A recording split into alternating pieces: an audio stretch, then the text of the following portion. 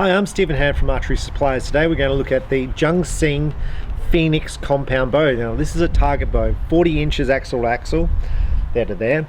It weighs about 4.7 pounds, which is pretty heavy for a target bow. But it's comparable to the top of the line weights in target bows. So it's very similar to your PSEs, your Hoyts, your Matthews, your Elites in physical mass weight. It's not a light bow that you'd expect for a beginner archer. The draw length is adjustable from 30.5 to 24 inches. It's adjustable through rotating cam. Now you'll see there's two screws. There's one there and one hidden by the limb. The way you access the hidden limb one is pull on this cable here and you can access it. Now to increase the draw length, this is where the cable stops on, this point here. So to increase the draw length, you move it that way. To decrease the draw length, you move it this way. So you're shortening it that way, increasing it that way. Basically you do top and bottom because this is a twin cam bow. So with a twin cam bow, basically if you've got, if your cams are not aligned, you just twist up one side or the other. Really easy to tune. Metal limb pockets. It's got this little thing here which is really good to wind in and out of your bow, wind in and out of the riser. It stops your risers stripping out. It's fantastic. I think the graphics look really nice on it. Now this comes in red, blue, white, which you see here, the yellow and black. So it comes in 5 colors that I can think of. The knocking point is dead in the middle of the string. The grip is very much like a Matthews grip. So if you see the grip up to the side here, this is very much like a Matthews. So if you're familiar with Matthews grips, this is what this grip feels like to hold. Now, you've got a cage riser here, so it's a little cutaway here. That's kind of fashionable now. Companies using that. This looks very much like a Matthews TRX riser. The PSE shoot down has got this type of riser as far as that's concerned. This is a cast riser as opposed to a machine riser. To me, this bow looks great. Now the price point on this is a budget level compound bow. It does have a string stop. It does have 2 arrow holes here to bolt your arrow rest onto the bow. And you're going to say, why do you need this? Well, Hoyt's just introduced it in 2020 for their new expensive bow. It's so you basically can hold the arrow rest in place in two spots so the arrow rest can't move. Now if you're shooting fingers, you'd bolt the arrow rest in there and the plunger would go on the second one. At 40 inches axle to axle, this is completely suitable for finger shooting. I would have no issues with it for finger shooting. Now this is a paint finish. Now you can see here, I'm hoping you can see here, there's a slight blemish in the paint here and here. But for me, this is perfectly acceptable, especially at this price point. And you're going to say, how much does this sell for? About 250 Australian dollars is what this bow is going to sell for. Now, American dollars, because a lot of my viewers are American, that's probably about 150 American dollars, maybe 180. This is a perfect bow to get people into the sport. The split limbs, it looks fantastic. The poundage is adjustable, 55 pound max, winds down to about 30. You can see there's not much preload on the limbs. This bow to shoot, it's going to jump forward in your hands to shoot it. So you're probably best to have a wrist sling. So you normally see, if I shoot bows, if you watch my videos, I often don't shoot a wrist sling. Best to have one with this bow because this is going to move forward in the bow. Now that is not going to affect your accuracy. It's going to affect how the bow feels to physically shoot. So when you shoot this bow, it's going to jump forward. Now the balance in the riser, slightly top heavy. Now you'd expect most of your target bows, because this is a target bow, you'd expect them to come back a bit. So I think when I shoot this is going to feel pretty good without a stabilizer. Now ideally this would be a target bow, so I'd expect a stabilizer out the front, so I would prefer this bow to be back heavy. But look, for its price, I'm pretty happy. Now I normally test bows at 60 pounds, 29 inches. This is 55 pound maximum. The arrows I shoot are gold tip velocities. They weigh 327 grains, 90 grain point in them. The faster bows are shooting about 310s. IBO on this bow is 315. Now you don't get IBO because I'm not drawing back at 70 pounds. I'm not shooting a light arrow. I'm not shooting 30 inches. So I don't get IBO speeds. But the fast bows will generally shoot about 300, 310. This is rated at 315, so about 290 is what I expect through the chronograph. Now I'm not shooting 60 pounds, so you can probably take 290, you can probably take 10 off that, so 280 is what I expect through the chronograph if it is 315. So let's first off try the draw cycle. So to start off with, here it's light, building, building, building, building, building, building, building, and it's actually stopped. I haven't actually felt the valley kick in. Now there's clearly a valley there, but I can't feel it kick in. So it's not like a normal bow where it drops off. It just, and it literally comes back and physically stops. Now I think this is meant to have a 70% let off. It feels like probably, I don't know, it doesn't, I couldn't actually feel the valley come in. So it's coming in about there. Now you see the peep sight. This bow comes fitted with a D-loop and a peep sight from the factory. That peep sight's clearly too low, so we'll try and move it up before we do this review.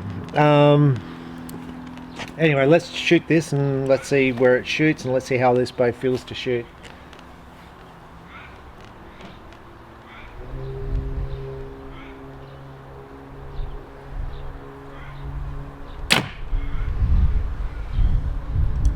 .263.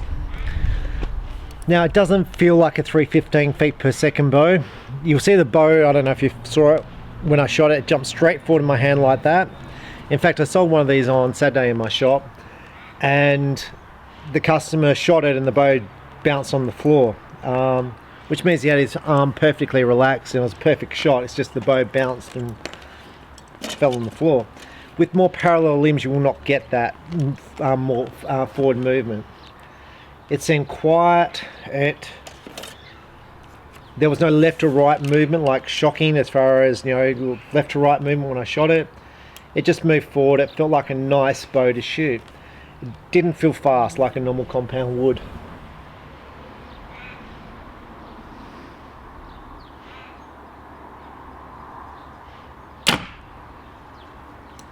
.364. Now you've got to make sure you hold on to this bow, and I was very aware of it in the last shot because you could feel it jump forward in the hand, but I don't mind that feel. I mean, if this was a hunting bow, I'd probably prefer more parallel limbs, but as a target bow, I don't mind that whole momentum of moving forward and getting that whole shot feel where your hand moves back, the bow moves forward happening. So overall, I'm pretty happy with that. Now first off with this bow, I'm going to say about budget. The majority of archers, 95% of archers, are recreational archers, which means they don't shoot in a club, they shoot in their backyard, they have a bow, they shoot it once in a while, and they'll either be recreational hunters or just recreational target shooters, which means they're never going to hunt, they just want to have a bow, they shoot occasionally when it's a nice day like today, they come home, lob a few arrows into the target they have at home. That's where this bow is perfect, because it hits a budget point, and it gets them shooting a adjustable bow which is affordable. I mean, the number of customers who come into my store who say I've got a budget of $200, well, the American bows are not at that price point. So then I'm like, well, we could go for a recurve, and that's where this bow really comes into its own. I mean, I had a young lady in my store today, she had a budget of $200 to buy a bow. She'd been to 2 other archery shops before mine, and the cheapest bow on offer was $800. So they then drove an hour extra to get to my store, then an hour extra home, so 2 hours extra driving to buy a bow like this one for $200. And by the time she had a release 8 and arrows, it was about $260 she spent. And she shot that thing absolutely amazing. A young lady, 15 years old, and she shot it so well. And I'm like, that's how you get people in the sport. So there are a whole bunch of people there who will criticize and say, look, you know, you should be shooting Hoyt, or you should be shooting PSE, or you should be shooting whatever brand. This is about getting people into the sport, getting them introduced to the sport, getting them to shoot reasonable gear, have reasonable levels of accuracy, and get them keen. Now, I think I'll shoot pretty well with this bow. So what we're going to do is we're going to sight this in at 18. And you're going to see what sort of group I shoot with it. I think this is the best of the cheap target bows I've ever seen. It's only just new in, it came out about 2 months ago it came out. It just literally came in my shop last week on Friday. So I was very happy for it to come in, because for me it opens up a whole new market. I mean, I want to see a cheap target sight on this. I want to see a cheap release sight. Eventually I want to see a cheap blade rest, but I'm going to first start off with a cheap whisker biscuit because it keeps the arrow on the rest for when people are drawing the bow back. It's smooth enough that people are not going to have problems with the valley. You know, if you got too much valley when a person's beginning, they'll kind of pull back and they can derail the bow. This is pretty acceptable, and you can, like I said, you can shoot this thing with fingers because it's not a high let off at the back end. It's a very comfortable bow to shoot. So I think I'm going to shoot it well, and let's try it at 18 meters, see how I shoot. Okay, so I'm back here at 18 meters. I've got it basically set up with a D-loop, whisker biscuit. I do have a peep sight, and the peep sight's a little bit low, but it's a bit of a pain to adjust up. 3-pin sight. Now I normally don't have a peep sight on the bow, but this bow came fitted with a peep sight. The arrows I'm shooting are Victory VAP arrows. These are my standard arrows with a 140 grain point, pin system on the back in case I Robin Hood my nock. These little bony air vanes. So this is my standard arrow. Now I'm going to say, when you buy a basic bow like this, a budget bow, you're probably going to want to buy the $5 carbon arrows. And I'm going to say don't. Buy yourself some decent arrows, spend $10 on arrows, buy half as many, and you're going to get much better results. So the young girl today who I started this video talking about, I weighed the beginner arrows, which were $5, and they weighed 527 grains. Then I weighed the arrows I suggested to her, and they weighed 160 grains without a point. So they're going to be about 220, about half the weight of the 500s. Now at 24 pounds, shooting a 500 grain arrow, that is going to be so slow at any distance, she's going to have issues. So buy yourself decent arrows and you're going to get good results. So buy yourself decent arrows when you buy a bow like this, and you're going to get better results straight up. Now I'm going to say how I think I'm going to shoot with this bow straight up. The draw cycle's smooth. I tend to shoot better with the smooth draw cycle. 40-inch axle, so it should be easy to shoot. 7.5-inch brace height. I shoot really well with bows over 6.5-inch brace height. I've got a good holding wall, which is similar to my target bow. So I think I'll shoot this pretty well. Now, even though it's a budget bow, so I think I could compete against someone shooting this bow and then shooting a $2,500 bow. I believe, and we're going to see now, and I haven't physically, I've shot 4 arrows so far. 4, I've shot 2 9s on the left, and I've shot a 10, so maybe 3 arrows. I think I'll shoot this pretty well. I don't pre-program in my videos, let's just see how it goes. Now I'm going to say Hoyt have just released their new target bow. It's called the Invicta, and someone messaged me and said it shoots really good. And I'm going to say yes. It's got a string stop here, and that reduces the vibration of the bow, reduces noise. Parallel limbs, you see this bow doesn't have parallel limbs. Parallel limbs reduce how much the bow jumps forward, it reduces vibration. So yeah, it's going to feel better to shoot than the Prevail. No question. To me, without having shot the bow, it's going to feel like a PSE Perform to shoot. Now I own a PSE Perform and I own a PSE Focus. Now the PSE Focus does not feel as good to shoot as the PSE Perform, but I shoot better with it. I think there's a couple of reasons for that. And when I say I shoot better with it, we're talking 1 or 2 points better. But I definitely feel I shoot better with it. I feel like I'm steadier with it.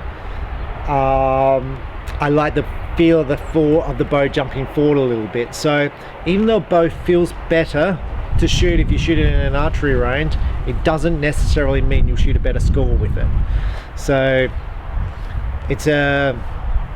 so when I compared the Perform to the Prevail to the TRX, the Matthews, like the Prevail had more noise, more shock, and not as good a draw in my opinion. And I get hammered from the Hoyt shooters for saying that. And now the Hoyt shooters have come out and said, well, it's much better with parallel limbs. Well, of course it is. It was never a question. I'm just amazed at, I'm just amazed that this bow does not feel as good to shoot as a bow with parallel limbs. But I think I'll get good results with it, and it clearly jumps forward in my hand. And if you don't have a wrist sling on it, this bow's and you have your hand relaxed, it's clearly going to drop on the floor. So I would shoot this bow with a wrist sling every day. So let's see how I shoot.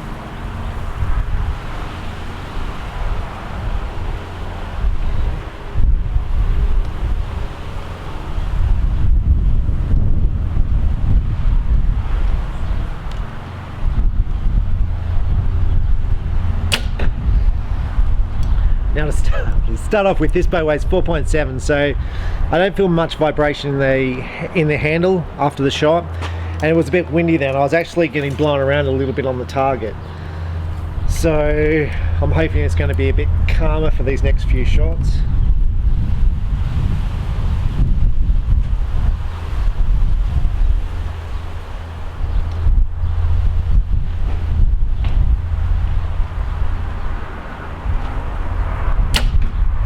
Now the sight pin's basically moving around the 10. With the wind it can move out to the 8s and 7s, but in that shot the pin was actually aimed at the 10 the whole entire time. It was wobbling around the 10, but very steady in the center. And when Hoyt just released their new bow, I'm kind of picking up some of their catchphrases. They said aim better than anything, or something like that. Aimed really steady. Now on the weekend I shot a qualification round, just a round which ranks you. I shot against a recurve archer. Now I think the recurve archer, I don't know if he beat me or shot the same score as me, and I'm going to say, and he's the #1 ranked recurve archer in Australia, so I'm going to say the bow itself makes very little difference. It gets back to the archer how much you practice. So I'm always a big fan of shooting more, concentrate on yourself, concentrate on your brain, which means don't think about stuff, don't get yourself worked up, rather than the equipment.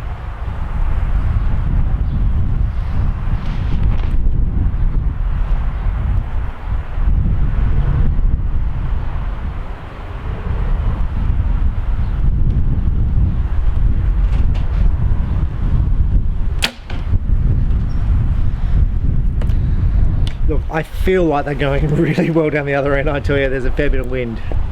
I don't know if you can see this thing blowing behind me, but there's a fair bit of wind. My sight pin is getting drifted to the red when it gusts.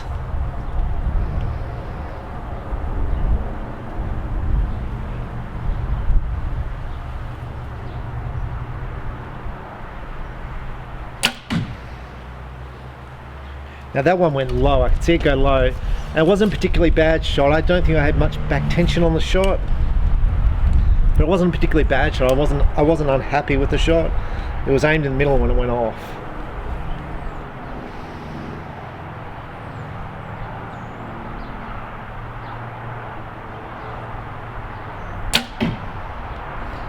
I was actually, the shot which went low, I was actually thinking the bow, and this is about turning your brain off when you shoot, I was actually thinking about the bow bouncing on the ground when I shoot, because it jumps forward in the hand, but I'm more than happy with that way the bow jumps forward in my hand when I shoot this.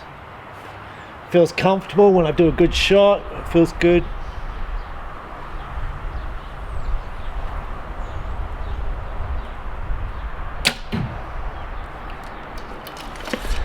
So, I don't know where the arrows are going down there, but they feel like they're going in the middle. They feel amazing down the other end. So I'm expecting them to be bunched like that, and you can clearly see what they're going to be like because they've got a camera down there, but it feels good.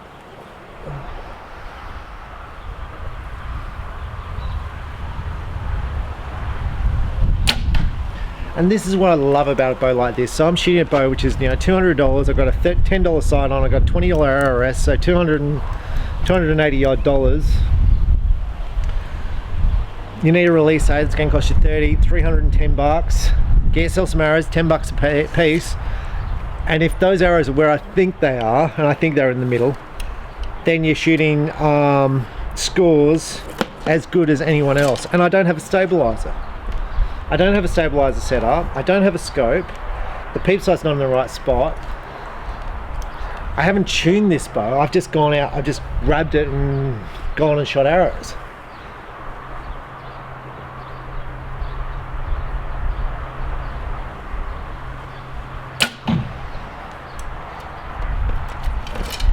It's quite, there's no, when you shoot a bow, and I wish I put the string stop on my focus now, when you shoot a bow, the string vibrates backwards and forwards. This string stop takes it all away. So, feels great.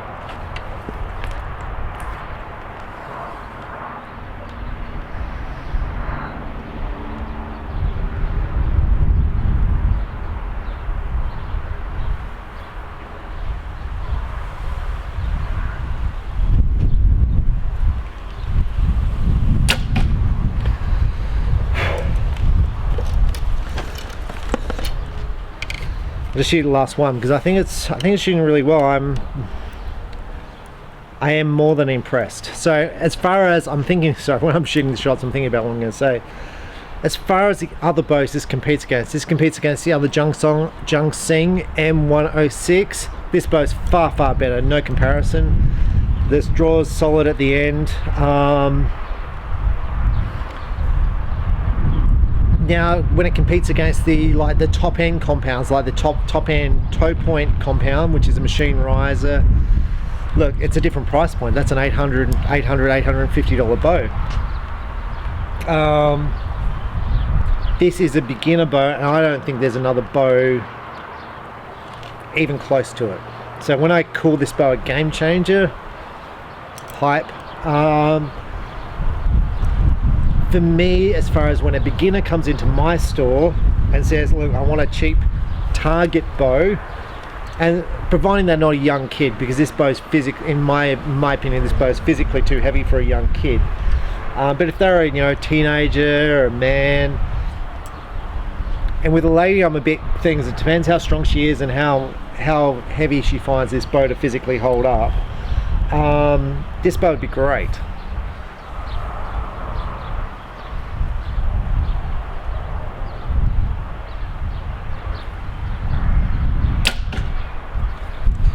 I'm just going to shoot one more. I actually feel like I'm shooting better with this bow than my target bow. So I'm really going to be interested to go down there and sort of see.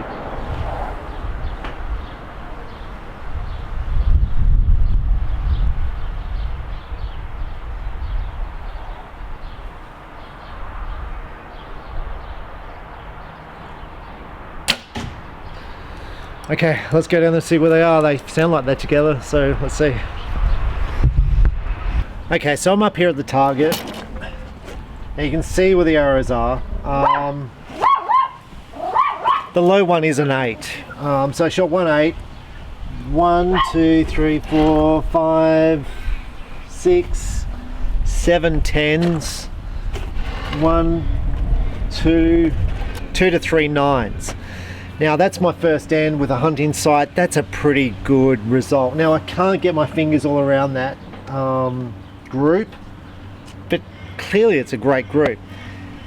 And this gets me back to the hype when people release a new compound bow, saying it's the greatest thing ever, this has changed technologies. I'm just like, I understand it from a marketing perspective, but to me, if you just said, look, here's the latest greatest thing from whichever company, that's probably enough. This to me shoots well, the price point is excellent. So okay, some things that you're going to get, Chinese versus American. The quality as far as the paintwork's not as good, but it does come in target colors, which is awesome. It's got no lower mount here for a rear stabilizer, so if you put in rear stabilizer, it's going to go on the front here. Is that an issue? Not really, because all the rear stabilizer mounts do mount onto the front. You can see there on the edge there, it's already marking the paint, but in here there's some little marks for the paint. But once again, this gets back to the price point of the bow. At $200, I'm just blown away by I'm feeling like this is another catchphrase from Hoyt, because Hoyt have just done a whole bunch of catchphrases for their 2020 thing. But this, I am so happy with this stuff here. Now, I want to talk about some beginner bows from some of the big manufacturers. I think this bow really competes extremely well with bows that are on the market at a much higher price point. And I think the big manufacturers, whether it be Hoyt, Matthews, PSE, need a bow like this in their lineup at a lower price point to get people into the sport. So what do I think Junxing should do to improve this bow? So So this is just me talking from off the top of my head. There should be a sticker down the bottom here saying what the poundage is, what the draw length is, specs on the bow, length of cables, length of string. It should be on a sticker on the lower limb. These modules here, there should be a mark either on the outside of the cam or somewhere which says each one of these holes what the draw length is.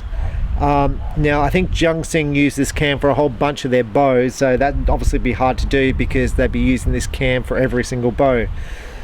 But to me that would just make life easier for the consumer, for the shops.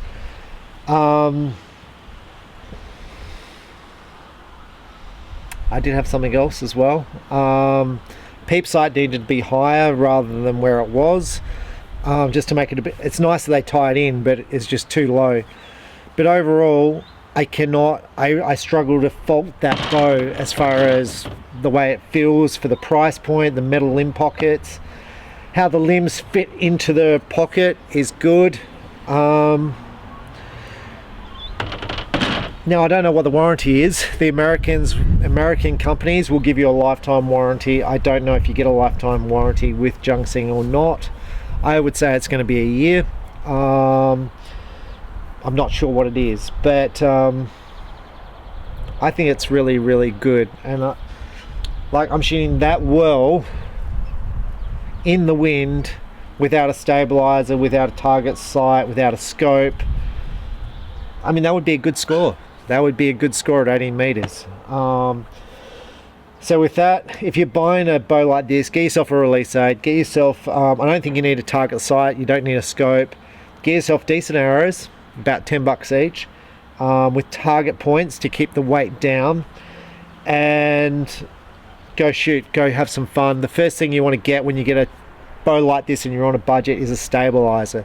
Stabilizers are going to stop you talking, they're going to add a bit more weight and make it harder for you to move while you're aiming, and that will, I find a stabilizer will improve your score by about 10 to 15%. But overall, that's a pretty good group. I'm Stephen Hand from Archery Supplies. Enjoy your archery, and if you get a chance and you're interested in that sort of bow, go into your local archery shop and hopefully they have bows like this that you can try. And like at my shop we charge $10 to shoot a bow. That way you can come in, you shoot a bow, and then you can say, oh, I want to try that one, it's another $10. Because it costs money to have staff employed and stuff, and you've got overheads in a shop, so we do charge $10. I think that's perfectly reasonable. Otherwise you get people who just come in and spend a whole day there trying bows.